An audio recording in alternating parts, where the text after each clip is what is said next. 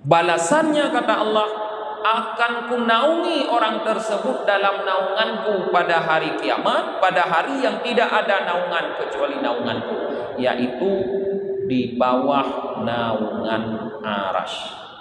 Jadi orang yang biayai anak yatim dan man yatim janda.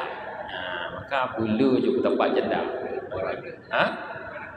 Payah buat macam apa tinai nodong sampai rumah ke janda-janda. Cok jeung tapo-tapo jandanya. Hai kon muci.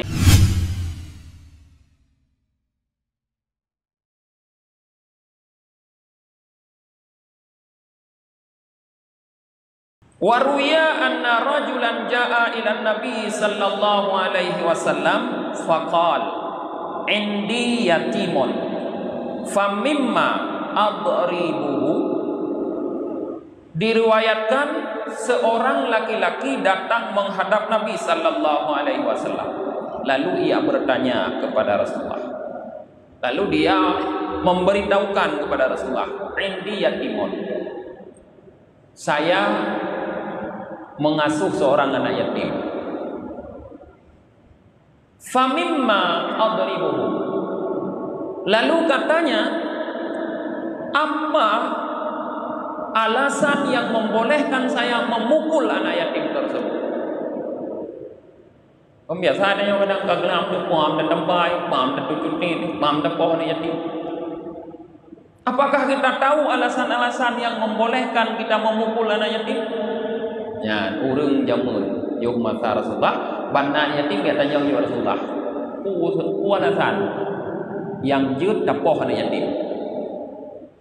Qal, Rasulullah menjawab, mimma tadribu bihi waladaka. Alasan yang membuat kita boleh memukul anak yatim adalah alasan-alasan yang membuat kita boleh memukul anak kita sendiri. Yakni la ba'sa an tadribahu bihi litaqdibi darban ghaira mubarrahin mithla ma yadribul walidu waladah. Yaitu tidak apa-apa seseorang memukul anak yatim untuk mengajarkan adab, tapi dengan pukulan yang tidak melukai, seperti ia memukul anaknya sendiri, seperti seorang ayah memukul anaknya sendiri. Pu alasan je tapoh anak leh tanya. Di antara alasan yang membuat anak je tapoh, yaitu ketika anak itu sudah berumur 10 tahun tapi belum mau mengerjakan salah. Umur katiplu, kadang dikali baik, tapi semayang anai berumur lah. Nyan je poh. Fa idza balaga asyara sinin fadribuhu 'alaiha. Ketika anakmu sudah sampai 10 tahun, maka pukullah dia di atas meninggalkan salah. Itu semayang poh. Artinya menyona pelihara anak yatim ka umur 10 tahun hai dia semayang, je poh. Apa punya anak roh dia jadi poh, anak yatim je poh. Yang maknanya alasan-alasan yang membuat kita poh anak yatim sama persis lagi alasan yang membuat kita poh anak roh. Berarti punya anak roh tu lagi yang salah hanya poh, anak yatim hanya poh ni. Punya anak roh tu lagi yang salah hanya poh, berarti anak yatim je poh sih. Yang hukum dasar. Tapi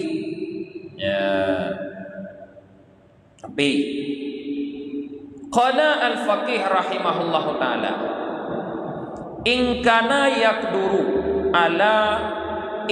yakduru ayu addibahu bi ghairi darbin yambaghi lahu ay yaf'ala dzalika wa la yadrib. Seandainya seorang pengasuh anak yatim mampu mengajari anak yatim dengan tanpa perlu memukul, maka sebaiknya baginya tidak memukul anak yatim, tapi mengajarilah seperti itu. Artinya sebaiknya baginya melakukan pengajaran demikian tanpa memukul. Hukum dasar poh je lagi ada poh nro. Tapi menyojud dah pernah hana payah datang poh baik dah poh. Sang hakon betat anak bini kan. Ui dah pegah itim tu. Mulu aga dah keun mentong kai itim. Mudah heh mentong kayo. Mudah gerah mentong kampung. Nyan be sampai ruh tapoh. Kijut be sampai ruh tapoh. Fa inna darbal yatimi amrun syadid. Karena memukul anak yatim itu adalah urusan yang sangat berat. Kon perkara wud anak yatim, perkara rayut hak. Bidalili ma haddatsana bihi al-faqih Abu Ja'far rahimahullah, haddatsana Abu Bakar Muhammad bin Abdullah bin Umar, haddatsana Muhammad bin Ali wa huwa Walid Abi Tarhan, haddatsana Muhammad bin Masna, haddatsana Amr bin Sufyan Al-Qattai, haddatsana Hasan bin Abi Ja'far an Ali bin Zaid an Sa'id bin Musayyab an Umar bin Khattab radhiyallahu an qala Rasulullah sallallahu alaihi wasallam nyodali be dapoh sembarangan yatim. Bersabda Rasulullah sallallahu alaihi wasallam, innal yatima idza duriba ihtazza arsyur rahman li bakai. Sesungguhnya anak yatim apabila ia dipukul, bergoncanglah arasnya Allah karena tangisan anak yatim. Jadi mau nyotapoh anak yatim, jikli goncang aras Allah. Fayaqulullahu ta'ala, maka ketika aras Allah itu goncang, Allah berfirman, ya malaikati man abaqalladhi ghayyamat abahu fit turab. Hai para malaikatku, siapa yang membuat nangis anak-anak yang ayahnya sudah tertanam dalam tanah? Wa huwa a'lamu bih, padahal Allah lebih tahu. Qal taqulul malaikah, kata periwayat hadis, kata Rasulullah, malaikat berkata, Rabbuna la ilma lana, wahai Tuhan kami tidak tahu. Qal, Allah berfirman, fa inni ushidukum anna man ardahu fi fa artihi min indi yaumal qiyamah. Wahai para malaikatku, kata Allah, saksikanlah bahwa sesungguhnya aku persaksikan kepada kalian bahwa siapa saja yang menghibur anak yatim tersebut karena aku, maka akan kuhibur dia dari sisiku pada hari kiamat. Jadi orang yang ridha terhadap anak yatim, yang membahagiakan anak yatim, orang itu akan dibahagiakan, akan diridai oleh Allah di hari kiamat. Sebaliknya orang yang membuat marah kepada anak yatim, apalagi sampai memukul anak yatim, maka Allah akan murka kepadanya nanti di hari kiamat. Karena inilah kata Al-Faqih Abu Lais, maka jangan sembarangan memukul anak yatim, walaupun hukum dasarnya boleh memukul dengan alasan boleh memukul anak sendiri. Baik dapat mereka. Berkah di hati dan biasa anak yatim dekat pedat. Dan nyobi berikan puang bodoh kaikli. 3 iklim yatim, 3 goncang aras Allah. Bengeh ke Allah, goncang aras Allah. Maka baik mereka.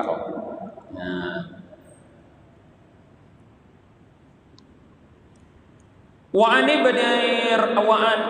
Abdurrahman ibnu Ibs qala Allah Ta'ala li Dawudin Nabi sallallahu alaihi wasallam. Allah Ta'ala berfirman kepada Nabi Daud sallallahu alaihi wasallam, Kun lil yatimi kal abir rahim. Hai Daud, bertindaklah kamu untuk anak yatim seperti seorang ayah yang penuh kasih sayang. Wa'lam annaka kama tazra'u kadzalika tahsudu. Dan ketahuilah hai Daud, sebagaimana engkau menanam, seperti itulah engkau akan memanen. Artinya apa? Apa yang kita lakukan pada anak yatim di waktu kecil, di waktu besarnya itulah balasan yang akan kita terima dari dia. Atau di akhirat nanti seperti itulah balasan yang akan kita terima dari Allah. Monyo sayang dengan anak yatimnya, wate anak yatimnya mentang ubud, maka te Tuhan tanya sayang anak yatimnya. Nyo sayang dengan anak yatimnya, wate tanya mentang udip dalam dunia, wate tuman ura akhirat Allah sayang pada tanya. Tiban kuatra yang tak pula, nyan yang tak panen kelak para jemaah. Wa'lam annal mar'ata salihata li zawjiha kal malikil mutazawwiji bidhahab. Dan ketahuilah hai Daud bahawa seorang perempuan yang saleh untuk suaminya seperti seorang raja yang bermahkotakan dengan emas. Kullama ra'aha qarrat ainuha. Setiap kali suaminya melihat dia, berbahagialah hatinya. Wal mar'atu su' li ba'liha ka hamli sakil ala syekhil kabir. Sedangkan perempuan yang jahat akhlaknya untuk suaminya persis seperti beban yang sangat berat di atas pundak seorang yang sudah tua renta. Nyokap telah urinang macam nama ni. Urinang kita nyo monyogot urinang tu. Taat kemati kita nyo. Nyan lagi raja yang bermahkotakan emas. Artinya tidak kadang tenang. Nyo rumah tu mati. Dawa rumah bahagia ada. Dadu rumah tapi. Handruh dadu bagi dia kopi. Datim du i rumah. Handruh dadu. Dadu i rumah beserta keluarga. Nyan ibadah ji para jemaah. Lagi dah sembahyang sunat 2 rakaat. Hijum dadu i rumah beserta keluarga. Maka handruh dadu ibak kedai kopi monyo de rumah urang inang saleh. Ya. Tapi monyo urang inang gedanyo rumah gedanyo urang inang salah. Bro akhlak wan pepe wan merute dakenyo dakenyi dakenyo kon tak puji urang gedanyo nyan gepegah ka hamlis sakil seperti beban yang berat yang ada di pundak Syekhil Kabir orang tua rendah. Danyo kaduha kabungko de ipudu padi sawang bang ada ko kon rumah ada pegah mingah. Maka ada ulama yang mengatakan penyebab cepatnya orang laki-laki meninggal salah satu adalah para istrinya. Perumoh. Bahkan le awai meninggal uragam gara-gara perumoh. Bagah Tuhan dan agam gara-gara perumoh. Bagah deho dan agam gara-gara perumoh. Le hai lagi. Nyo yang putih-putih mulai lagi yang perumoh. Wa an Zaid bin Aslam radhiyallahu anhu anna Nabiy sallallahu alaihi wasallam qala. Dari Zaid bin Aslam, semoga Allah ridha kepada beliau, bahwa Nabi sallallahu alaihi wasallam bersabda, "Ana wa kafilul yatimil muslim kahataini fil jannah wa jama'a usbu'ain." Kata Nabi, saya dan orang yang mengasuh anak yatim yang muslim seperti kedua ini dalam surga. Beliau Rasulullah merapatkan di antara kedua jarinya. Lengan orang yang asuh anak yatim Allah laginya dalam surga. Artinya apa? Sangat dekat dalam surga orang-orang yang ketika hidupnya mau mengasuh anak yatim. Minimal para jemaah baik dah bagi anak yatim kau bila anak yatim yang dalam keluarga roh dengan tema. Apalagi getanya wali anak yatimnya. Kau orang lain wali, getanya wali. Baik sampai meroh-roh anak yatim yang berada di bawah perwalian getanya. Kemudian daripada Abi Imran Al-Juni an Abi Khalil qal, beliau berkata, qara'tu fi mas'alatin Daud alaihi salam. Aku baca dalam sebuah masalah Nabi Daud alaihi salam, beliau berkata, "Ilahi, ma jaza'u man usnida ilaihil yatim wal armalah ibtigha'an mardatillah." Wahai Tuhanku, apa balasan orang yang menanggung kehidupan anak yatim dan para janda karena mencari ridhamu? Qal Rasulullah, Allah menjawab, jazaohu an adillahu fi dhilli yauma la dhilla illa dhilli, yakni dhillal arsy. Balasannya kata Allah, akan kunaungi orang tersebut dalam naunganku pada hari kiamat, pada hari yang tidak ada naungan kecuali naunganku, yaitu di bawah naungan arasy. Jadi orang yang biayai anak yatim dan man yatim janda. Nah, maka bulu juga tempat janda. Hah? Payah buat mana apa tinai lodong sampai rumah ke janda-janda. Cok ajung tapo-tapo jandanya. Hai kon mungkin ta cok ke rumah artinya tak biayai janda, tak biayai anak-anak yatim. Karena janda para jemaah maaf cakap lebih berbahaya daripada anak gadis dalam hal fitnah. Lebih berat fitnah janda dengan anak gadis. Anak gadis hanya doa tahan anak menggebu-gebu. Janda tak tep kai doa cukup menggebu-gebu. Nang kaya menyona ulung janda tam lakai ba Allah ya Allah ubagah na lakoi lain. Cukup ya dah. Nyamban janda ni dah jemaah. Maka hati-hati janda. Yang buat TikTok dia janda dengan gadis. Lain perkara ni gadis dia janda dengan gadis. Ya. Sama tu. Wa an Auf bin Malik al-Ashja'i anna Nabiy sallallahu alaihi wasallam qala. Nabi sallallahu alaihi wasallam bersabda, "Ma min muslimin yakunu lahu thalathu banatin yanfiqu alaihinna hatta yubna bihinna aw yaumatinna illa kunna lahu hijaban minan nar." Kata Rasulullah, tidak dari seorang muslim yang dia memiliki 3 orang anak perempuan yang memberi nafkah terhadap mereka sehingga mereka besar kawin atau mereka menikmati, kecuali adalah baginya hijab dari neraka.